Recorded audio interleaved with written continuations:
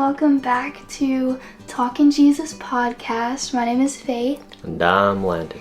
And we're just going to be talking about visions and dreams today, which is super exciting. That's something that we both share and that we've both talked to each other about. And so we're just going to talk about it, biblically speaking, what it is. And we may talk a little bit about our experiences with it. And then I know next episode, I think we're going to go more in depth on that. Yeah, that's nice.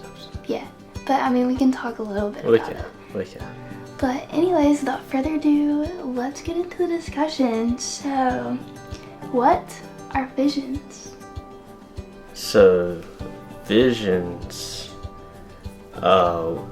we experience visions when we are awake. And it's a way of communication between heaven and earth. Yeah, I agree. We look at instances in the Bible, like the book of Revelation, that was a vision. That was a very long vision, but it was a vision. It was. And in the book of Ezekiel, there's a bunch of visions now. It's pretty much the book of visions. Yeah, and so a lot of people get that confused and think that that was just a Bible thing, but that happens today.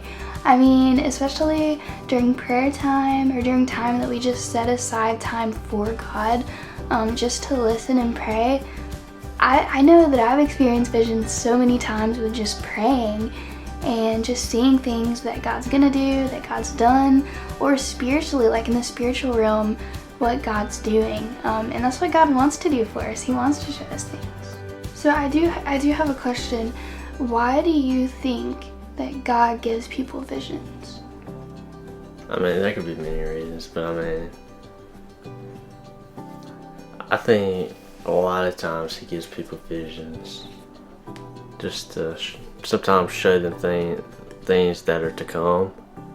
And I don't know, that's a tough one because, everybody's experience with visions is different. Yeah, I agree. God shows people different stuff and it means different stuff, so I think really to answer that question, it just depends on the person and their experience with visions. Mm-hmm. Yeah, I think sometimes God reveals things about you in visions, like us as humans in visions. And again, spiritual things that are happening that our physical eyes can't really see, sometimes our spiritual eyes can. And I think that's what happens whenever we enter a vision and our spirits are like one with God in that moment. And He's directly speaking to us. And it's the same in dreams. I think, a dream is just a vision while you're asleep, to be honest. It's still God speaking to you. And I think, I feel like in those moments, whenever He's revealing things to come, He's literally speaking to you in those moments. Like, even though you're asleep and you're seeing those things, He's literally talking to you. Right. And I've always had this, I don't know if this is, biblical. It's probably not. But I've always had this feeling that God sees everything before it happens. So, in God's timing, or, in spirit realm, sometimes I think that in those moments, God's taking us to those things that are happening in those moments, even though they haven't happened yet, because God's not bound by time. He's not bound by our idea of time or, our physical, understanding. He's not bound by any of that. He already sees everything that's going to happen. He does. And so, sometimes I think that maybe in those moments as well, He's already in that situation and He's talking to you about it because He already sees it. He does. He's everywhere all the time, and He's just everywhere. I think sometimes, we have visions depending on, how we're spiritually feeling. We could be in stress or, have anxiety and all these problems, and sometimes, He'll give us a vision to bring peace to our life and just comfort and relaxation. So, sometimes visions ain't all about revealing something or taking us to that spiritual realm, but it's bringing peace to us. Yeah, I know we've talked about visions that we've had have just been, some of them have just been peaceful. Like some of them have just been like a place where there's just serenity and peace. Like like that one I had where I was in that boat going down the river and all the mountains and all that. It's just very calm and relaxing. And that was during a time where I had a lot of things going on. I was just really I wasn't able to hardly relax any. I was uptight.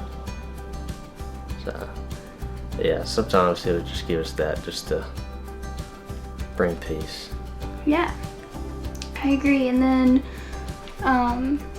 for dreams, yeah, same thing. Sometimes they reveal things about us, sometimes they reveal things about the future, what's to come, and then sometimes they're just peaceful. Sometimes it's just God's way of saying like I've got you, like just rest, just calm down. Like it's nothing that I cannot handle. There's no giant that I can't take down. So it is. And sometimes he might give us visions or dreams to put us in our place. Yeah. Because I don't know if you've had that happen, but I have. Yeah. I mean, sometimes, I'll be getting out of hand or something. He'll show me something, put me in my place, and I'm like, I got you, God. Yeah, I agree. Sometimes I feel like God also gives us visions and dreams to reveal how real he is. Because, I mean, he's a real God who feels real things, who sees everything, who knows everything. And sometimes I feel like we put him in a box and like we don't understand how real he is, but he is. Like he is 100% real. Yeah, sometimes he's like, you just need to let me out of this box. Like, I'm not just something that you just put away and close up and you open it up when you need me.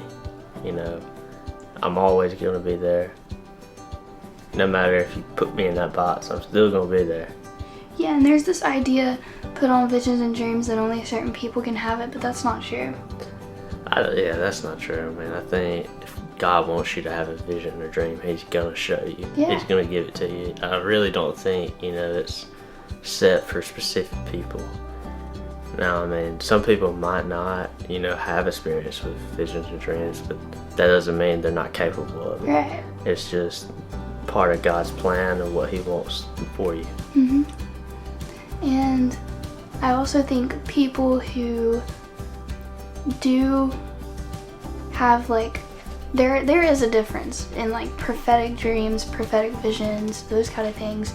And in my experience, that's where Satan wants to attack you the most, because the gift of prophecy is one of the I wouldn't say best gifts, but I think it's Paul that says you can have all of the other gifts, but I long to have the gift of prophecy because it's the greatest. Yeah. And so that's where Satan's going to attack you the hardest, is in those places where you do prophesy, where you can prophesy to things. And that's what we see in Ezekiel.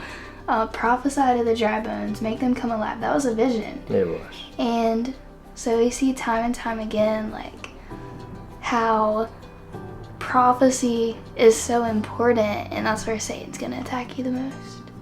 He's going to attack you wherever you're gifted.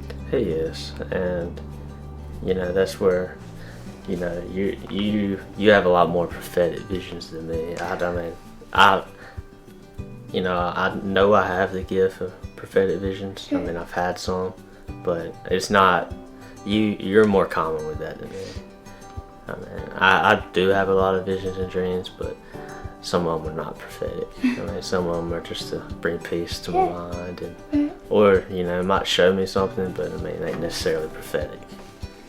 Yeah, and I'll probably talk more about it in the next episode whenever we talk about our specific, just everything about visions and dreams for us. But I've actually had prophetic dreams since I was 12, maybe even younger than that. I was probably younger than that.